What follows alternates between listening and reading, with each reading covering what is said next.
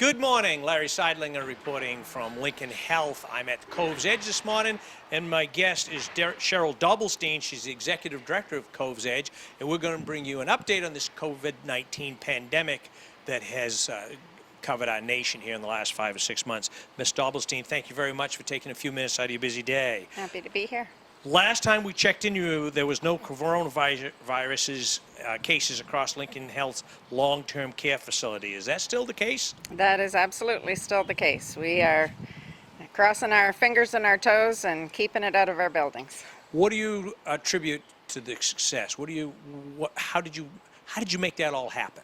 Well, I don't think I made it all happen. A lot of it has to do with the prevalence in the community. So I thank the community for wearing their masks and for keeping their social distancing, because when the community has low incidence, then that helps us to keep it out of the nursing facilities. We do continue to screen all of our employees every day, check for temperatures, and I do think that helps as well. I understand that outdoor visitation is now permitted. Has that helped lift the morale of the residents and members of your team? And what precautions have you had to implement in these visitations? There were a number of precautions that we had to put in place if we were going to allow visitation by the DHHS and the CDC. We were happy to do that because it's been a long time for our residents to not get to see their family members.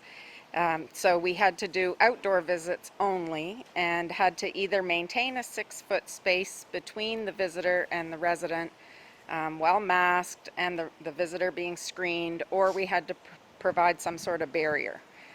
So that's what we decided to do, a barrier as well as some of those other precautions. We've been told about a unique tool that you've used called Chatterbox that allow you, a resident and a visitor, to have a more personalized visit. Can you tell us a little bit about this Chatterbox and how that all came about? Sure. I was on a Zoom meeting and heard some other peers talking about this Chatterbox concept. So I Googled it to see what it looked like, and then immediately talked to the facilities manager and said, "Do you think you could build one of these for us?" He had the materials and had it built the next day. I give Neil Genthner and all his crew kudos for that. They've since built another one for Chase Point, and they've built a couple down at St. Andrews Village as well. The ones that we saw online were made from plexiglass. So I thought polyethylene would be better because you actually can feel the warmth of a person's hand through the polyethylene. The guidance said that people had to stay 6 feet apart during visits and both be masked, but they did say if there was a barrier there, acting like a window, that they could sit closer. So they are able to actually touch hands through that, and it has been a wonderful morale boost for our residents, and the staff love seeing the families getting to come in. So that has been an awesome success. We've been doing it for about 2.5 weeks now. Have many people taken advantage of this?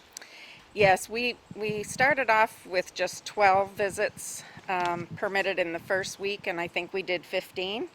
And last week I think we did even more than that. So as we get better at the cleaning procedure in between the visitors, the screening, the setup, we're getting better and better at it, and I think more people will take advantage.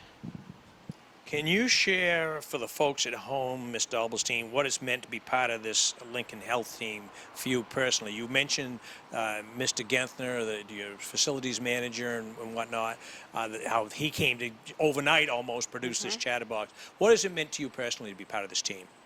Well, speaking specifically for the Cove's Edge team, they've been amazing. Our activity coordinator, Abby Vinyl, has done most of the visits and scheduling.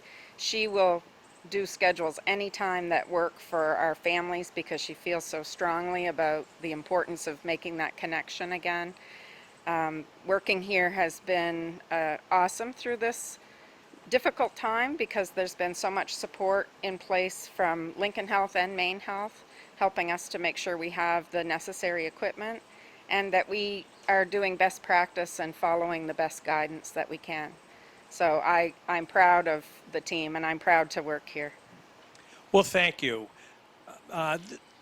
So this morning we've been at Miles Health's Cove's Edge as we continue our weekly update on this COVID-19 pandemic that has struck our nation and our community. We want to thank Lincoln Health and the Cove's Edge and Ms. Doublestein for sitting in with us this morning. So for LCTV, I'm Larry Seidlinger, and we'll see you next week. Thank you.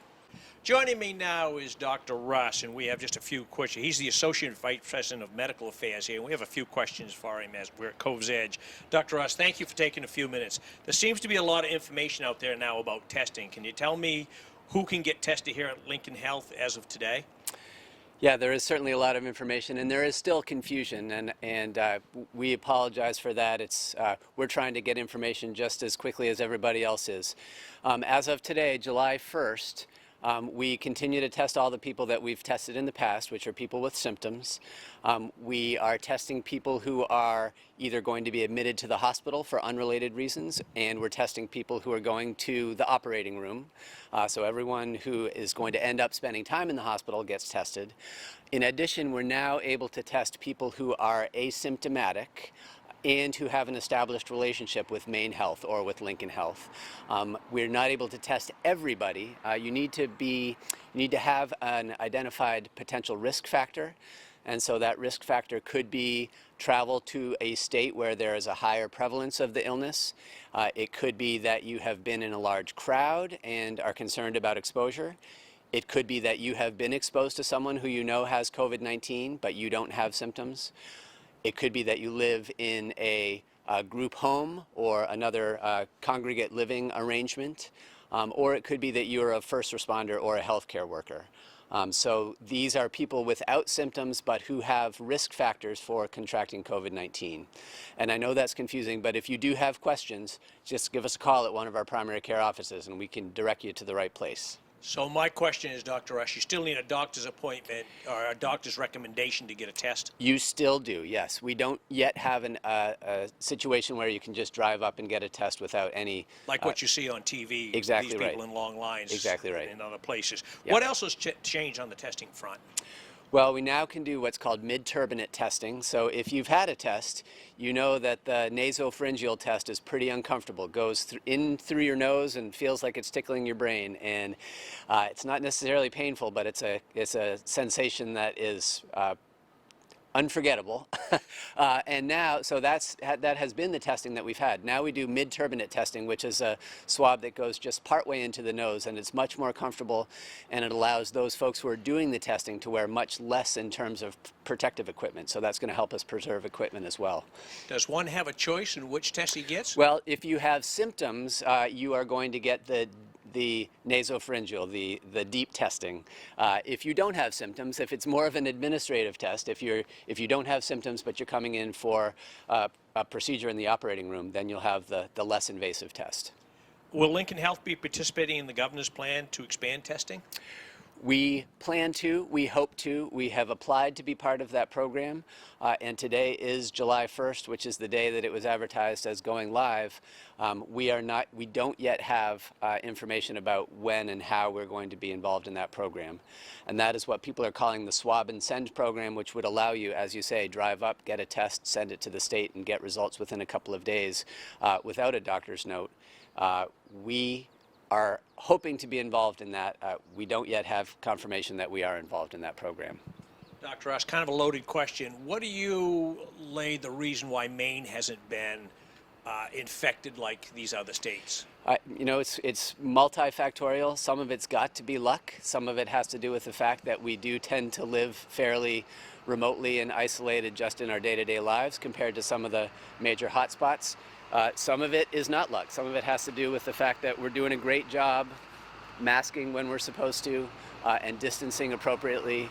And, you know, I think we should give ourselves a little bit of a pat on the back. I know here at Cove's Edge, the team has been unbelievably focused on keeping their residents safe, and that's true throughout Lincoln Health and throughout Maine Health. So we have to continue to be diligent. We know that there's a positive case in Lincoln County over the past couple of days, and we continue to track where that person has been and who that person may have been exposed to. And so we worry that one case can blossom into 5, then 10, and so we got to remain diligent.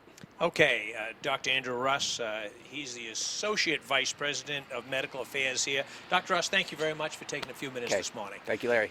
So from Cove's Edge, Larry Seidlinger for LCTV, and once again, we're bringing you a weekly update of the COVID-19 pandemic and our reporting from Lincoln Health to keep you folks informed of what's happening here in Lincoln County. Thanks for watching. We'll see you next week.